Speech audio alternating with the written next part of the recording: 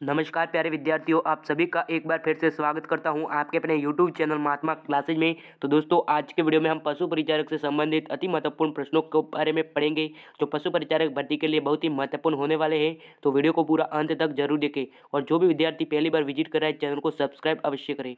तो बिना देर किए आज की क्लास को करते हैं शुरू। तो पहला क्वेश्चन आपके स्क्रीन के सामने है, राजस्थान की सबसे प्राचीन वचनिका कौन सी है? जल्दी से आंसर बताओ। जो इनमें से राजस्थान की सबसे प्राचीन वचनिका कौन सी है? जल्दी से आंसर बताओ। यहाँ पर आपका ऑप्शन ए अचलदास खिचरी वचनिका हो जाएगा सही आंसर। जो राजस्थान की सबसे प्राचीन वचनिका है, ए ऑप्शन जो बता रहे हैं उनका हो जाएगा सही आंसर। अगला प्रश्न है आपका, राजपूताने का अबुल फजल किसे कहा जाता है? बाकीदास, दयालदास, शिवदास गांडला, मोहनोद नेशनी। जो राजपूतानों का अबुल फजल है वो किसे कहा जाता है? वह हमारे मुहम्मद नेशनी को कहा जाता है। राजस्थान का अबुल फजल, डी ऑप्शन जो बता रहे उनका हो जाएगा सही आंसर। राजपूतानों का अबुल फजल मुहम्मद नेशनी को कहा जाता है। अगला प्रश्न, डीगल का हेरोस किसे कहा जाता है? जो डीगल का हेरोस है वह किसे कहा जाता है? नरपति नाल, कलहण, दुलराजी आडा, पृथ्वीराज राठौड़। इनमें से किसे डीगल का हेरोस कहा जाता है? यहाँ पर ऑप्शन डी पृथ्वीराज राठौड़ हो जाएगा सही आंसर। जो जिसने डिग्गल का हेरोस कहा जाता है, डी ऑप्शन जो बता रहे उनका हो जाएगा सही आंसर। अगला प्रश्न है आपका, राजस्थान का गजेटियर किसे कहा जाता है? जो राजस्थान का गजेटियर है वह किसे कहा जाता है? जल्दी से आंसर बताओ।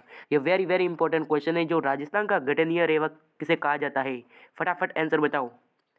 यहाँ पर आपका ऑप्शन डी मारवाड़ा प्रगुरारी विगत, इसे राजस्थान का गजेटियर कहा जाता है, डी ऑप्शन जो बता रहे उनका हो जाएगा सही आंसर।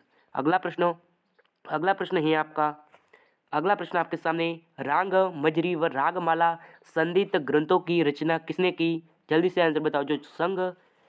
जो राग मजरी व रागमाला संदीप ग्रंथों की रचनाएं वह किसने की थी?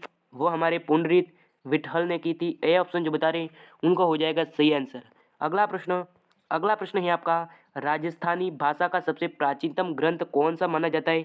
जल्दी से आंसर बताओ। जो राजस्थानी भाषा का सबसे प्राचीनतम मतलब पुराना ग्रंथ है वह किसे माना जाता है? वो हमारे भट्टेश्वर बाहुबलगौर हो जाएगा सही आंसर, जिसे राजस्थानी भाषा का सबसे प्राचीनतम मतलब पुराना ग्रंथ माना जाता है। ए ऑप्शन जो बता रहे उनका हो जाएगा सही आंसर। अगला प्रश्न है आपका, राजस्थानी भाषा का प्रथम उपन्यास कौन सा है? हमीरहट, प्रबंधकोश, बिहार सत्यसाई, कनक सुंदर। इनमें से राजस्थानी भाषा का प्रथम उपन्यास है वो कौन सा है? जल्दी से आंसर बताओ क्या हो जाएगा। यहाँ पर ऑप्शन डी कनक सुंदर हो जाएगा सही आंसर। जो राजस्थानी भाषा का प्रथम उपन्यास है, डी ऑप्शन जो बता रहे उनका हो जाएगा सही आंसर। अगला प्रश्न है आपका, राजस्थानी भाषा का प्रथम नाटक कौन सा है? विशाख प्रभात, बादली, कनक सुंदर, केसरी विलास। इनमें से कौन सा है जो राजस्थानी भाषा का प्रथम नाटक है? क्या हो जाएगा? यहाँ पर ऑप्शन डी हो जाएगा सही आंसर। डी ऑप्शन जो बता रहे उनका हो जाएगा सही आंसर, कैलाश विलास। डी ऑप्शन आपका सही हो जाएगा। अगला प्रश्न, राजस्थानी भाषा की प्रथम कहानी कौन सी है? राजवल्लभ, अमरसार, विश्रांत प्रवास, केसरी विलास। क्या हो जाएगा? इनमें से राजस्थानी भाषा की प्रथम कहानी है वो कौन सी है? वो हमारे विश्रांत प्रवास हो जाएगा सी आंसर। सी ऑप्शन जो बता रहे उनका हो जाएगा सी आंसर, जो राजस्थानी भाषा की प्रथम कहानी है। अगला प्रश्न है आपका, निम्न में से कौन सी प्रथा घरासिया जनजातियों में नहीं है? इनमें से कौन सी प्रथा है जो घरासिया जनजातियों में नहीं होती है? मोरबंदिया, बहरावनी, ताड़ना, डाम। जल्दी से आंसर बताओ, इनमें से कौन सी प्रथा है जो गरासिया नामक जनजाति है उसमें नहीं होती है? यहाँ पर ऑप्शन डी डाम हो जाएगा सी आंसर। जो डाम प्रथा है वह गरासिया जनजातियों में नहीं होती है, डी ऑप्शन जो बता रहे उनका हो जाएगा सी आंसर। अगला प्रश्न है आपका, राजस्थान में मेना व भील के पश्चात तृतीय बड़ी जनजाति कौन सी है? सांची, घरसिया, डाम और सहरिया। देखो, जो राजस्थान की जनसंख्या में सर्वाधिक जनजाति वो हमारी मेना है। कौन सी है? मेना। और सबसे प्राचीनतम मतलब पुरानी जनजाति हमारी भील है। और तीसरे नंबर पे कौन सी है सबसे बड़ी जनजाति, वो आपको बताना है। क्या हो जाएगा? यहाँ पर ऑप्शन बी घरासिया हो जाएगा सही आंसर। और मेना और भील के बाद घरासिया तीसरे नंबर की सबसे बड़ी जनजाति है। बी ऑप्शन जो बता रहे उनका हो जाएगा सही आंसर, घरासिया। अगला प्रश्न है आपका, मेना जनजाति मुख्यतः कितने वर्गों में बटी है? 2, 4, 5, 6। जो मेना जनजाति है वह मुख्यतः कितने भागों में बटी हुई है? वह हमारे दो भागों में बटी हुई है। ए ऑप्शन जो बता रहे उनका हो जाएगा सही आंसर, दो भागों में।